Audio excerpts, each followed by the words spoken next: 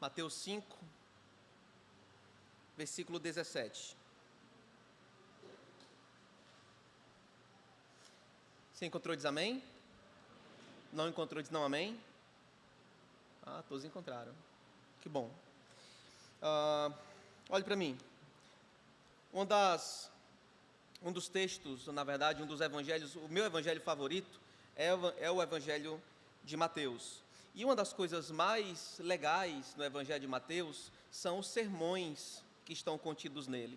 Existe uma grande quantidade de sermões variados, tratando de questões variadas, e isso, para mim, particularmente, é encantador, porque desde o começo da minha fé, eu tinha a intenção de pregar, e gostava da ideia de pregar. Agora, um dos sermões mais conhecidos do Evangelho de Mateus, ou mesmo conhecidos por nós como igreja, as igrejas de todos os tempos, é o Sermão do Monte. E o Sermão do Monte, propriamente, já foi abordado de várias perspectivas metafísicas, éticas, morais, e por aí vai. Mas o Sermão do Monte, de maneira específica, ao meu ver, constrói uma perspectiva saudável do que deveria ser um discípulo de Jesus. Jesus está interessado em ensinar o seu povo, ensinar aquelas pessoas que estão ouvindo, que não são necessariamente os fariseus, mas são aqueles que estão preocupados em saber o que ele tem para dizer. Ele está preocupado em ensiná-los o que é ser um discípulo, como esse discípulo vive, como ele pensa, como ele lida com as coisas que são da terra, por exemplo. O Sermão do Monte é uma peça fantástica, e se você for ler o Sermão do Monte, não leia ele particionado, leia ele inteiro, porque ele é uma peça que deve ser entendida de maneira completa. O sermão começa com o caráter dos discípulos. As bem-aventuranças são exatamente isso, uma maneira de olhar para o interior de um discípulo e de encontrar algo lá. Se olhasse para dentro de um discípulo de Jesus, o que eu deveria encontrar lá? É isso que o sermão, é isso que as bem-aventuranças dizem: misericórdia, compaixão, amor, quebrantamento, um desejo constante, uma dependência constante por Deus. É isso que nós devemos encontrar nos discípulos de Jesus, se olharmos para o seu caráter, para aquilo que está dentro deles. Mas e se olharmos para fora? Se olharmos para o externo de um discípulo, o que devemos encontrar lá? Devemos encontrar alguém que vive como sal e que se comporta como luz. É isso que ele vai dizer logo mais à frente, dos versículos 13 até o versículo de número 16. E é assim, olhando para dentro de um discípulo e olhando para fora, para o seu comportamento externo, que Jesus começa a definir qual é ou quem é esse discípulo, ou que tipo de pessoa é essa que pode ser identificada como um cidadão do reino, como alguém que de fato é discípulo de Jesus. Bem, olhando para o texto, nós podemos perceber não apenas uma referência ao caráter dos discípulos, mas a uma indicação de como esses discípulos lidam com coisas importantes, como, por exemplo, a lei. E é exatamente esse o nosso texto. Nós vamos olhar para o texto onde Jesus ensina sobre como um discípulo lida com as verdades do reino e com a justiça do reino. Olhe para o versículo de número 17 e vamos ler o texto. Não pensem que vim revogar a lei ou os profetas. Não vim para revogar, mas para cumprir. Porque em verdade lhes digo, até que o céu e a terra passem, nem um i ou um tio jamais passará da lei, até que tudo se cumpra. Aquele, pois, que desrespeitar um destes mandamentos, ainda que dos menores, e ensinar os outros a fazer o mesmo, será considerado mínimo no reino dos céus. Aquele, porém, que os observar e ensinar, esse será considerado grande no reino dos céus. Por quê? Porque eu afirmo que, se a justiça de vocês não exceder em muito a dos escribas e dos fariseus, jamais entrarão no reino dos céus. O texto que vamos tratar hoje é um dos termos mais complexos, um dos textos das seções mais complexas do Sermão do Monte. E é o fundamento pelo qual a gente entende como lidamos com a lei ou com o Antigo Testamento. Lei e os profetas aqui resumem a Escritura e o Antigo Testamento por completo. Então, toda vez que você me ouvir falando de Escritura, estou me referindo à lei e aos profetas. Toda vez que falar da lei e dos profetas, estou me referindo ao Antigo Testamento, à Escritura da época que estava sendo tratada aqui. Bem, esse texto aponta não apenas para como Jesus ensina a lei, mas para como os discípulos entendem, se relacionam, interpretam e vivem a lei e a justiça que a lei aponta. Veremos isso em 3 momentos. No meu primeiro ponto, versículos 17 e 18, olharemos para o cumprimento da lei. Meu segundo ponto, versículos 19 ao 20, olharemos para a relação entre observar e ensinar. E por fim, eu vou trazer algumas aplicações, mostrando que Jesus, ainda que nos mostre uma justiça melhor, uma justiça excedente ou uma justiça superior, há um risco de nós nivelarmos o nosso discipulado por baixo, de nós nivelarmos a nossa fé por baixo, de nós nivelarmos a nossa compreensão por baixo e assim vivermos nivelando por baixo a nossa fé em Cristo. Amém? Se você esquecer tudo o que eu mencionar hoje, tudo o que eu disser, eu quero que você guarde uma frase só no seu coração, para caso você esqueça, você consiga lembrar pelo menos do sentido que eu quero trazer para cá. Lembre disso, a palavra de Deus é fundamental para a vida do discípulo que vive diante da justiça do reino. Se você esquecer tudo e lembrar dessa frase, ficarei feliz. A palavra de Deus é fundamental na vida do discípulo que vive diante da justiça do reino. Que Deus nos ajude a não abandonar a sua palavra, a não abandonar o Cristo e a entrarmos no processo constante de transformação, porque Jesus tenciona que nós sejamos mais justos que fariseus e que os escribas. Há uma justiça melhor, maior, para eu e você vivermos diante de Jesus, em Jesus e pelos ensinamentos de Jesus. Amém? Então, vamos ao texto. Meu primeiro ponto é o cumprimento da lei. Versículo 17 diz o seguinte: não pensem que vim revogar a lei ou os profetas. Não vim para revogar, mas vim para cumprir. Nas palavras do mestre, ele não veio para revogar a lei, para destruir a lei ou os profetas. Aqui, o Antigo Testamento ou as Escrituras. Ele veio cumprir a lei e os profetas. A ideia da sua missão, ele diz, eu vim para. Essa ideia da sua missão tem a ver com os pensamentos daquelas pessoas que estavam ao seu redor. Alguns poderiam desconfiar dos seus motivos. No início do seu ministério, ainda que não houvesse uma oposição direta e clara, muita coisa poderia ser pensada daquele homem.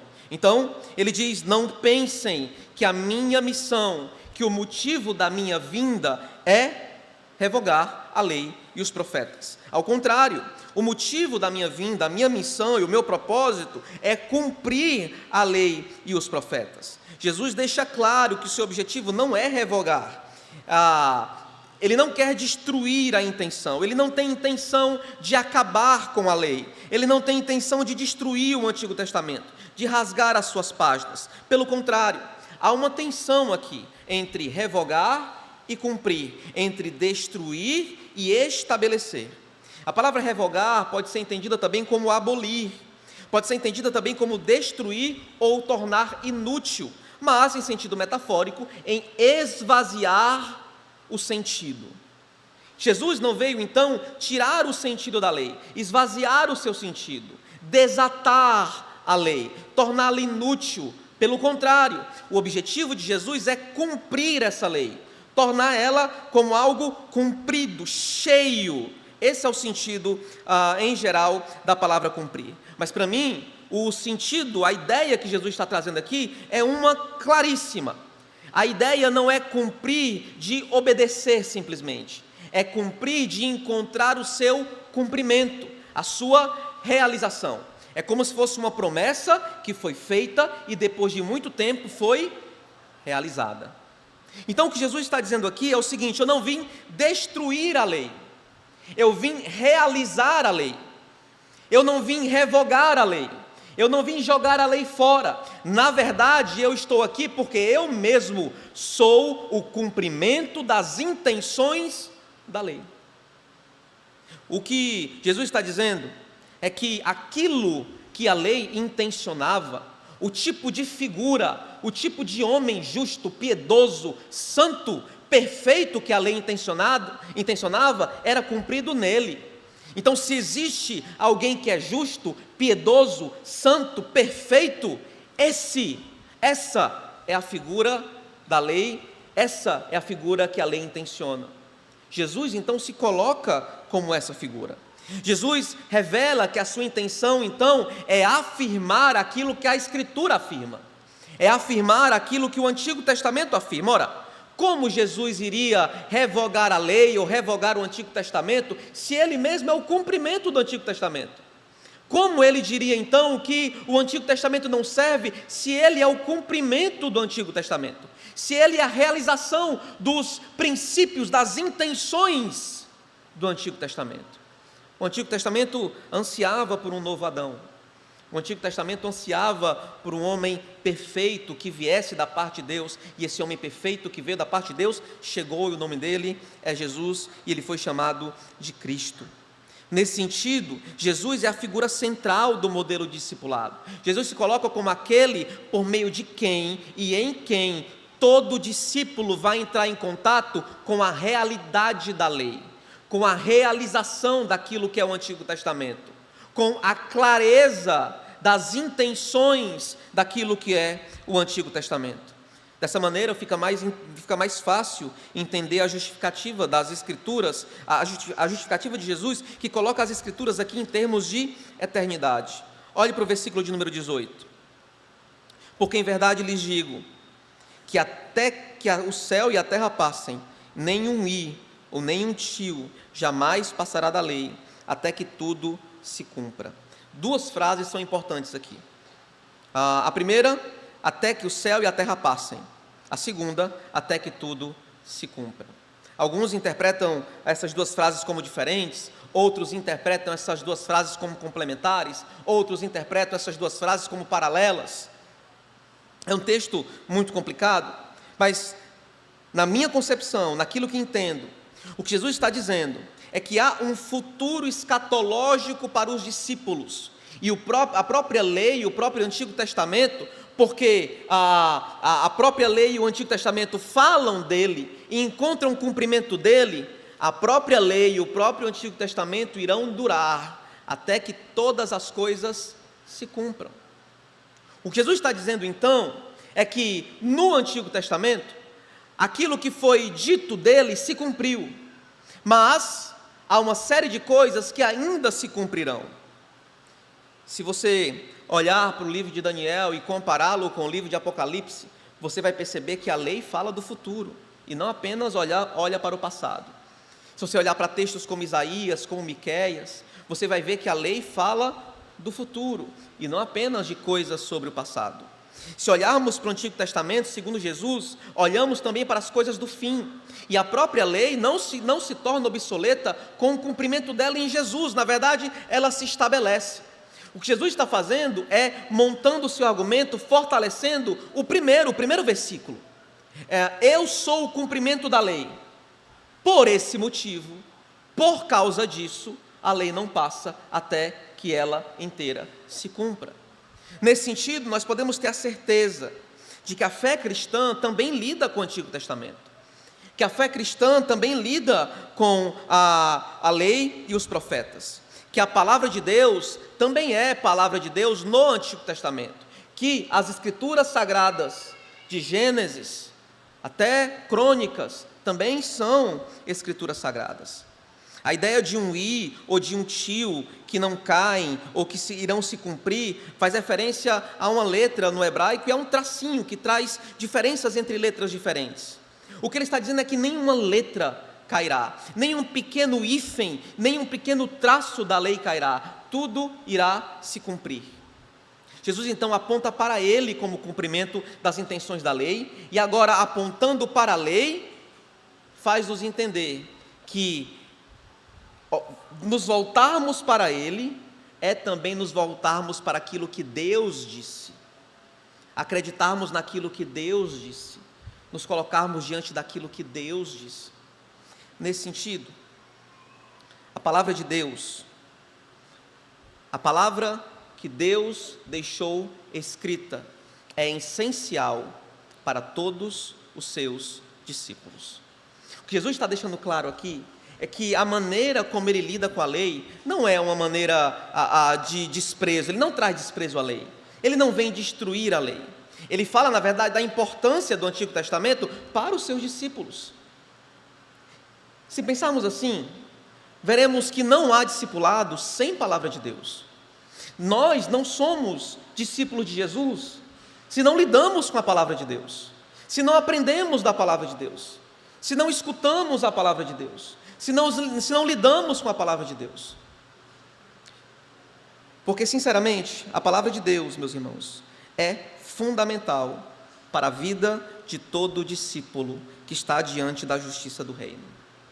Jesus está apontando para ele, dizendo que ele é a pessoa que cumpre todos os desígnios da lei. Eu gosto da ideia de judeu perfeito. Toda vez que um judeu olhava para a lei, olhava para aqueles mandamentos, ele pensava em alguém cumprindo todos aqueles mandamentos e dizia: esse homem é perfeito. Todas essas apreensões, essas ideias se cumprem em Jesus.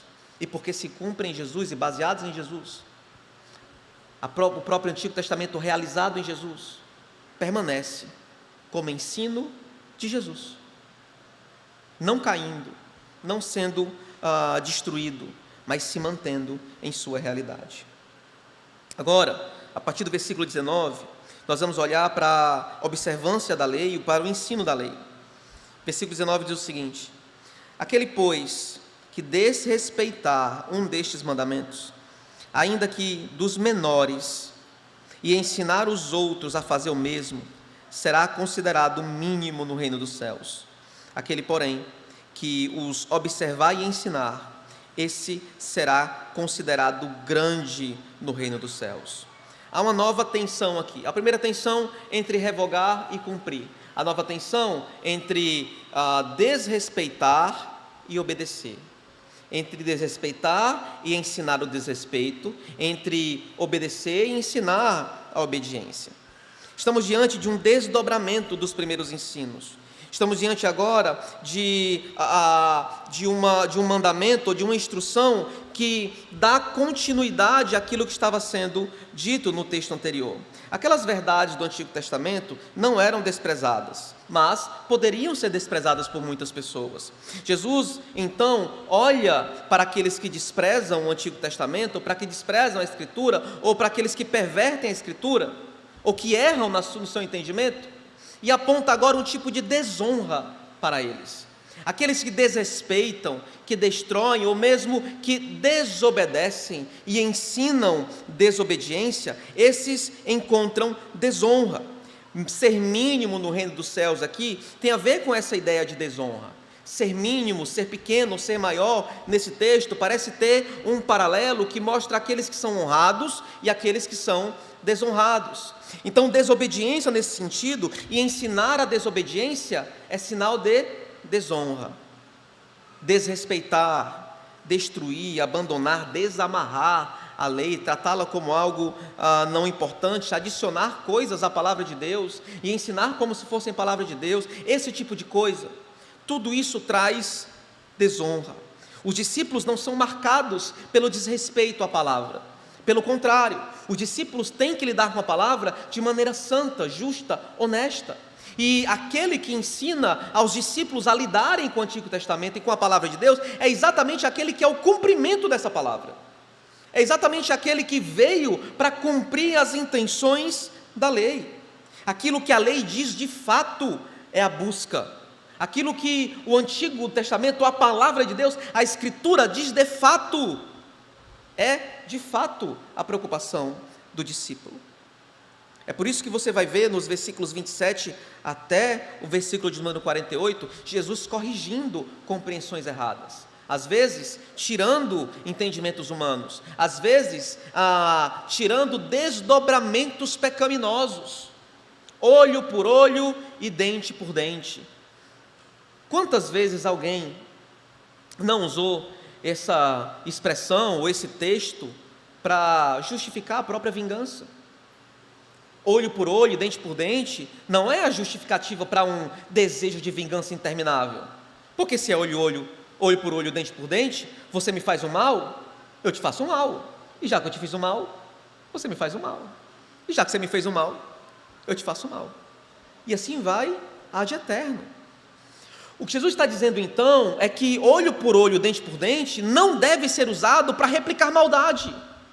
E nesse sentido, traz a coerência, coesão, compreensão verdadeira. Ele, como cumprimento da lei, mostra qual é o entendimento da lei. Jesus nos ensina a palavra. Jesus nos ensina como entender. Jesus nos ensina o que devemos aprender. Jesus nos ensina. Ele não intenta que a fé dos seus discípulos seja apenas uma réplica da fé que foi fundamentada pelos judeus, pelos fariseus, fomentada pelos escribas antes. Ele espera que a fé dos seus discípulos seja baseada nele, na compreensão que ele entrega para os seus discípulos, na pessoa dele, por meio dele. Nós nos relacionamos com a palavra de Deus, nós ouvimos o Antigo Testamento, nós vemos as Escrituras, nós vivemos diante das suas palavras. Jesus mostra o espírito da lei, como eu gosto de dizer. Ele mostra o que a lei intenciona. Ele mostra o que de fato a lei queria dizer quando disse isso ou quando disse aquilo. Não é que é uma nova interpretação, é que é o sentido. E até onde esse sentido pode ser aplicado. Então, quando o texto, por exemplo, fala de adultério, você vai perceber que Jesus abandona a ideia de que o adultério é apenas algo externo, mas é de que é algo interno. Nesse sentido, ganância, cobiça, que estão no coração, são alvos da lei também. Muitas pessoas entendiam o adultério, por exemplo, apenas como algo físico, estritamente físico. Mas agora, uma intenção, um desejo, uma intenção gananciosa, constante, já pode ser roubo.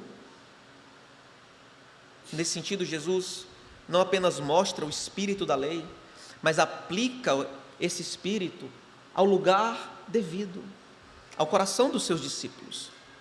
E nos coloca diante da revelação da palavra, expõe a palavra, mostra a palavra e desnuda o coração dos seus discípulos. Os discípulos então são aqueles que entendem que Jesus fala, e quando Ele fala, Ele nos traz compreensão da vontade de Deus. Quando Ele fala, Ele nos ensina o que a palavra diz. Se você olhar para outros lugares, por exemplo, tem ensinos aqui fantásticos. Por exemplo, quando ele fala sobre assassinato, ele diz que aquele que assassina é exatamente igual àquele que é irado. Ira e assassinato são a mesma coisa, é o mesmo desejo de ferir e de deletar da existência. Aquele que despreza faz a mesma coisa. Aquele que despreza os outros, ou que trata os outros como se fossem inúteis, esses também apagam os outros da existência. Quando falamos então de assassinato, não podemos simplesmente estar falando de alguém que pegou em armas e tirou a vida do outro, mas alguém que anulou o outro, alguém que destruiu o outro, alguém que lançou sua ira sobre o outro. Nesse sentido, muitos de nós somos assassinos também. Quanto aos inimigos, por exemplo, o ensino de Jesus não é a vingança, mas o amor. Jesus então olha para a lei e, como cumprimento da lei, mostra o sentido da lei e o espírito da lei, colocando os seus discípulos então diante de uma justiça que não é meramente externa, que não fala apenas do que se é exteriormente, que não coloca apenas uma roupa bonita do domingo para vir para o culto, mas de uma justiça que é aplicada ao coração, que destrói a alma, mas também que reconstrói a alma, que remodela a alma. E tudo isso, meus irmãos, pela palavra de Deus. pela palavra de Deus. E é exatamente isso que Jesus intenciona, uma justiça que não é meramente externa, mas que é encontrada dentro. Versículo 20. Por que a gente precisa obedecer e ensinar a lei como é de fato? Porque eu afirmo que se a justiça de vocês não exceder em muito a dos fariseus e escribas, jamais entrarão no reino dos céus. Jesus está dizendo que a justiça verdadeira não é a justiça fomentada por escribas e por fariseus. Não é uma justiça que é vivida apenas de fora. Não é uma justiça que pensa apenas em termos de estou odiando, mas como não fiz nada a partir desse ódio, está tudo bem, mantive a minha vida diante de Deus pura. Não. Isso é a justiça dos fariseus. A justiça que vem de Deus, a justiça que vem de Cristo, a justiça fomentada por uma compreensão exata e clara da vinda de Jesus, do cumprimento da palavra de Deus em Jesus, não nos permitirá errar dessa maneira, porque também olhamos para o coração, olhamos para as nossas intenções, olhamos para o nosso desejo, para a nossa vontade, e essas coisas podem ser tão pecaminosas como o braço que agride, como a boca que cospe, como a língua que fofoca. Nós conseguimos fazer muito mal, meus irmãos, na imaginação. E não sei se você sabe, a justiça que o reino intenta, a justiça que Jesus traz para mim e para você, não é uma justiça que te permite ficar bem, só porque o seu exterior está bem. Se há muito mal na sua imaginação, há muito mal em você. Se há maldade nas suas intenções, há maldade nos seus atos. Se há pecado nos seus desejos, há pecado na sua vida. Se a sua imaginação trabalha contra alguém, ele trabalha contra aquele que Deus salvou, contra o discípulo de Jesus, há maldade nela também. A nossa justiça não pode ser nivelada por baixo. Nós, como discípulos, não podemos nivelar a nossa vida e o nosso discipulado por baixo. É uma justiça superior, é uma justiça melhor que a justiça dos fariseus que nós intentamos, ou pelo menos que é a intenção de Jesus Cristo ao ensinar a palavra de Deus. Amém? Mas isso nos coloca diante de um risco. Há como nós abandonarmos a justiça mais excelente? Há como nós abandonarmos a justiça melhor, a melhor justiça, em detrimento de qualquer outra característica, como os fariseus faziam? Há como nós nivelarmos por baixo a nossa fé, a nossa vida na fé, o nosso discipulado.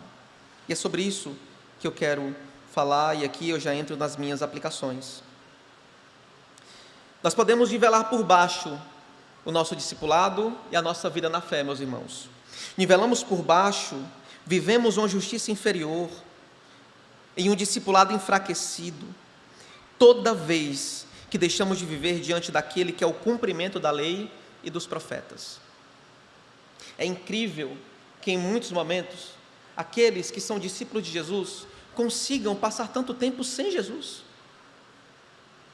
Desde que eu entrei na Igreja Batista Manaim, eu tenho acompanhado muitos casos, de muitos irmãos, casados, solteiros, jovens, adultos, e é incrível como tantas e tantas vezes, reunidos com o presbitério, a gente chega à mesma conclusão. Meu irmão, o que falta é Jesus na vida desse homem. O que falta é Jesus na vida dessa mulher. De repente, Jesus parou de habitar as nossas conversas, parou de habitar a nossa casa, parou de ser o centro e o fundamento da nossa comunhão. Talvez seja por isso que até mal entendido destrói a nossa comunhão, porque Jesus não é a base disso.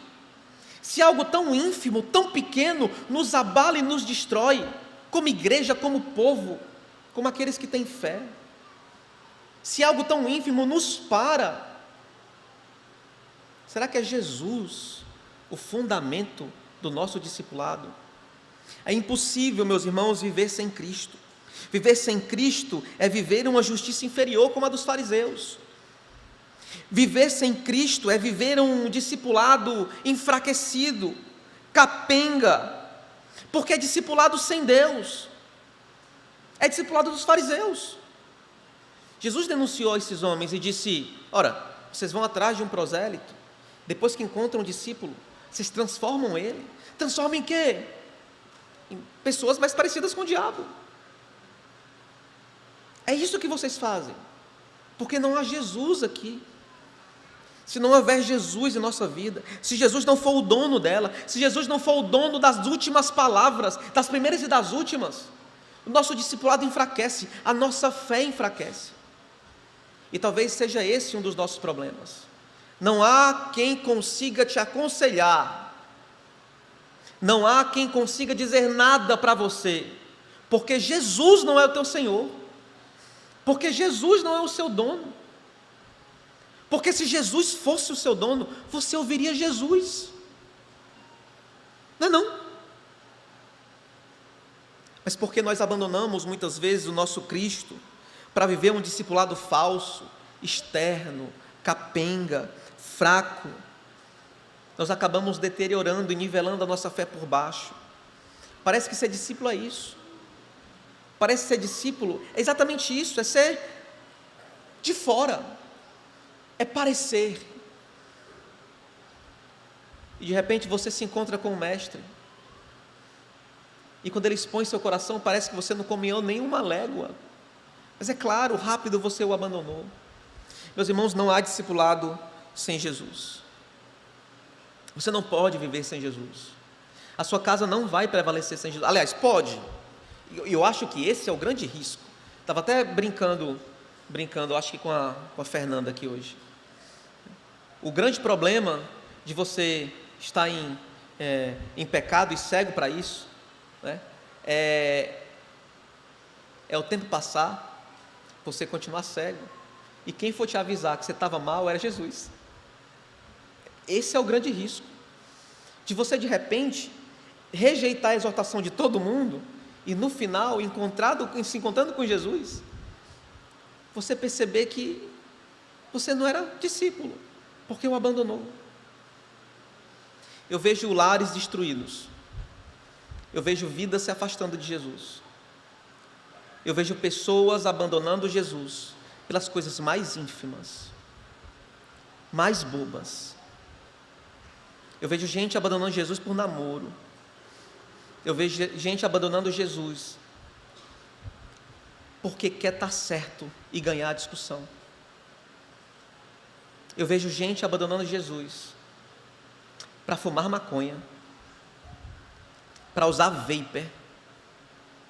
Eu vejo gente abandonando Jesus por tudo que você pode imaginar. E de repente parece que isso é ser discípulo. Às vezes eu fico pensando, irmão, se Jesus não resolver o problema desse fulano, vai ser eu? Não vai ser eu. Porque se Jesus não entra na nossa vida, e se nós não abrimos, de fato, rasgamos nosso coração para Ele, nos colocamos a cara no pó, o nosso discipulado não vai para lugar nenhum, a gente não vai para lugar nenhum, você não vai para lugar nenhum. Aí parece que ser discípulo é ser mais ou menos, quando a justiça que Jesus nos dá e nos aponta é uma justiça muito superior. E esse é o meu segundo ponto. A gente nivela por baixo, a gente vive uma justiça inferior, a gente vive um discipulado enfraquecido, quando a gente olha para a palavra de Deus e não escuta a palavra de Deus. Quando a gente ouve a palavra de Deus e não dá ouvidos à palavra de Deus. Quando nós até temos a palavra de Deus, mas nós não lemos a palavra de Deus. Talvez seja por isso que há tanta gente fraca, em crise de fé, cheia de pensamentos loucos, pelo simples motivo de que não está em contato constante com a palavra de Deus. Eu ficaria muito triste de saber cantar o hino do Flamengo inteiro e ter gastado tanto tempo com compromisso aprendendo aquele hino que fala de Jesus, quando você chegar em casa, hino do Flamengo, e você vai ver que Jesus é mencionado no hino do Flamengo. Se é certo ou não, não é o ponto. Esse não é o ponto. Mas eu gastei tanto tempo para aprender o hino do Flamengo. Eu ficaria mal se um zelo maior e um cuidado maior não fosse usado para eu entrar em contato com a palavra de Deus todo o tempo. A gente tem zelo por tantas coisas, a gente tem amor por tantas coisas, mas a gente consegue abandonar a Escritura por dias, por semanas, por meses, e a gente não sente nada. Deve ser por isso que quando a gente chega para repreender o irmão com a Bíblia, ele dá uma balançada, porque ele não entende o motivo pelo qual a gente está usando a Bíblia, ele não usa. E a gente acaba colocando o nosso discipulado, a nossa fé, e vivendo nosso cristianismo por baixo, porque não há palavra de Deus na nossa vida. Talvez dominicalmente haja palavra, mas aí acabou aqui, fui para casa, acabou. Deus não diz mais sobre a minha vida e para a minha vida. E sinceramente, um cristianismo sem palavra de Deus não é cristianismo. Se nós não, de maneira séria, nos voltarmos para a Bíblia, para ler a Bíblia, para entender a Bíblia, para aplicar a Bíblia, para ver a relevância da palavra na nossa vida, como Jesus ensina que tem, a gente vai viver uma fé por baixo. A nossa justiça não vai ser melhor que a justiça dos fariseus, porque aquilo que expõe os corações, que direciona a alma, que restaura a alma, que está ao nosso alcance, simplesmente não é aberta. Nivelamos a nossa fé por baixo todas as vezes que abandonamos a palavra de Deus, mesmo que ela esteja diante de nós. Meus irmãos, em terceiro lugar, um adendo, isso é importante. Jesus está falando do Antigo Testamento, amém? A relevância do Antigo Testamento para a igreja é instrução e é algo que o próprio Jesus diz, é algo que ele mesmo aborda. Existem alguns irmãos, algumas pessoas e algumas igrejas que acham que o Antigo Testamento caducou, acabou, deve ser rasgado. O Deus do Antigo não pode ser o mesmo Deus do Novo. O Antigo Testamento não serve para nada. Jesus diz que serve.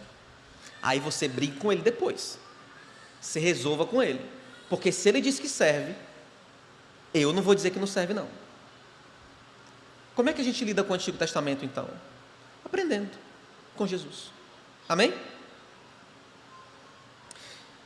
Minha próxima aplicação, minha terceira, é que as palavras obedecer e ensinar, ou melhor, fazer e ensinar, deveriam construir a experiência do que é ser um discípulo. Ser um discípulo não é só fazer coisas, é ensinar coisas. E não é só ensinar coisas, é fazer coisas. E aqui especificamente falando de uma compreensão exata da palavra, obedecer aquilo que a palavra diz. Não existe nenhum discípulo de Jesus que não tenha um compromisso com obediência. Simples assim. Ou seja, rebeldia não é característica de um servo. Tanto é que rebeldes e não arrependidos terminam em assembleias de exclusão. Se obediência não for um alvo, nós não estamos mirando no céu. Se obediência não for um alvo para nós, nós não estamos mirando no céu. Mas mais que isso, se obediência, e instrução e ensino não forem um alvo para a gente, porque aquilo que você aprende a fazer, você ensina a fazer. Os discípulos também são professores. Você pode não ser um mestre, você pode não ser um catedrático, Mas Jesus não ensinou você a amar sua esposa? Jesus não ensinou você a amar seu marido? Por que você não ensina a amar então Tito? Jesus não ensinou você a se resguardar para o futuro? Por que você não ensina os outros? Meus irmãos, quando a gente entende a lei, quando a gente entende a palavra de Deus, nós somos chamados a cumprir a palavra de Deus.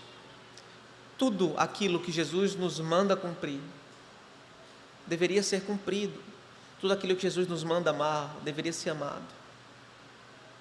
Mas o que acontece muitas vezes é porque, já que não amamos a palavra, não amamos a obediência. Obedecer é chato. Obedecer é anular a minha essência, pois que anule. Você não precisa de autenticidade para ser salvo, você precisa de Jesus. Aí de repente, a palavra escrita, a sabedoria de Deus exposta. Vou ver se faço. Se nós não tivermos um compromisso por obediência, o nosso discipulado é capenga, é fraco. E continuará fraco, enquanto não houver zelo por obediência. Por fim, meus irmãos, minha última aplicação é que Jesus intenta uma justiça superior à justiça dos fariseus. E nós deveríamos lutar para não nivelar por baixo a nossa vida como discípulos, a não nivelar por baixo a nossa vida como servos, a não nivelar por baixo, jamais, porque a justiça pretendida pelo reino excede em muito a justiça dos fariseus. Deveríamos olhar para dentro, e eu encontro muita gente que está convicta que a maldade que não deixou sair não é maldade. Deveríamos estar atentos a isso, para não permitir que nós mesmos, ou qualquer um de nós, acabemos nivelando por baixo aquilo que Jesus disse que é superior. Porque, meus irmãos, o próprio Cristo nos ensina que o reino nos chama a uma justiça superior. A obediência, a palavra de Deus e o próprio Cristo na nossa vida são essenciais para isso. Amém? Vamos orar? Deus, obrigado pela Tua santa palavra, o Senhor que nos ensina, que nos dirige, que por amor e que com amor nos ensina e nos dirige. Que o Senhor nos ajude, ó Deus, a continuar firmes, que as tempestades e as maldades em nosso coração possam ser respondidas, ó Deus, com obediência, com desejo por obedecer. Que o Teu bom nome seja o nome com o qual nós nos apegamos. Que cada um de nós prefira o Senhor do que a si mesmo. Que cada um de nós prefira as Tuas palavras, ó Deus, do que as nossas. Que cada um de nós aprenda contigo e contigo continue um processo de discipulado.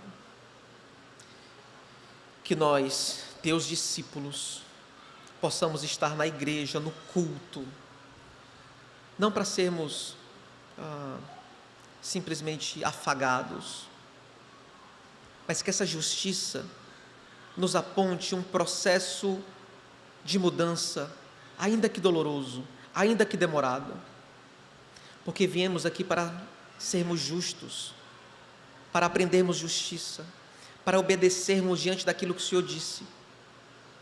E pelo Teu Espírito, pelo Teu sacrifício que mudou nosso coração, que esse seja agora o nosso desejo. Que haja um desejo constante, comum, cultural até, de transformação. Que a Tua igreja não entenda jamais que ela já é pura, santa e boa o suficiente. São os fariseus que dizem isso.